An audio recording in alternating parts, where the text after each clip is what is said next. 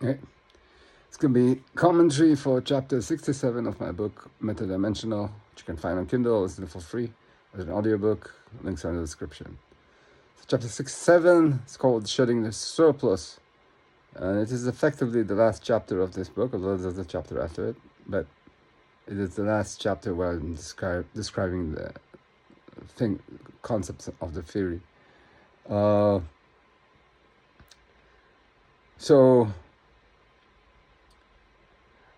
I was in the previous commentary video for the previous chapter. I was just talking about how the only thing that makes sense in a reality world that we confirm the theory. You're not gonna try to make the world better. You're not gonna focus about ideals that are bigger than you, that you can never actually let's say an afterlife or anything like that. The only thing that makes sense is to focus on the role that you play in the reality as it is, unedited. Stop trying to. You will no longer find the point in trying to change reality, because it's gonna change. You know it's gonna change anyway. And you're not gonna remember any of that. And there's no connection between you and whatever change you're gonna instill that would happen after you pass from this life. So the only thing that makes sense is try to find a more compelling role in this reality. But this is easier to say to someone who's like, doesn't really want anything. It's just like, whatever happens, they're good. Versus someone whose desire drive them to want things that they can attain. And for them, telling them to find a better role, that's like, there's no better role. It all sucks. Because you want so much and you get so little. And you get so little because you have to get like into some kind of consensus of everybody, and everybody doesn't want to give you your dominance. And that's a constant. But the thing is, much of what people don't want to give you, and much of what you want right now, is a remnant. Or right now it's not a remnant. Right now it is only natural to expect, given that we don't agree that the theory is true, given that we believe in physicalism. But this isn't what's going to be the state of affairs if we confirm the theory en masse. Then, so right now we think of a lot of, I gave that example in the previous commentary video, like money. We think like money is the power. Like, that's the thing that's like some kind of an objective measure of success, and it's being applied to everything, not just monetary systems, not just political systems, also religious systems. Like, there is a connection between religious establishments and money. There is a connection between art and money. But money is just a story. Once you understand, like, okay, you have lots of money. Let's say you have trillions of dollars, and you're very rich. And then what happens? Your experience drifts. You get a body drift. That's something that can happen anytime, any moment.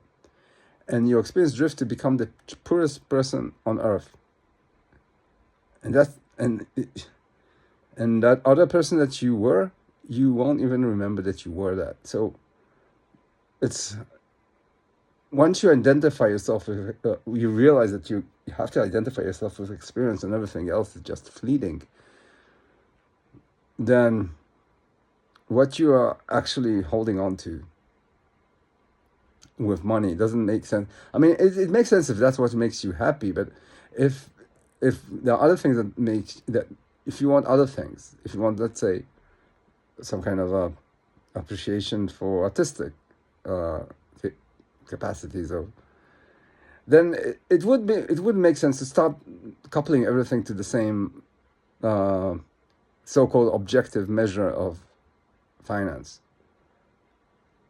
I mean, it's just one story among many, and once everyone understands why, then I'm guessing that a lot of this, a lot of the things that make it so difficult now to be, let's say, a satisfied artist or satisfied, yeah,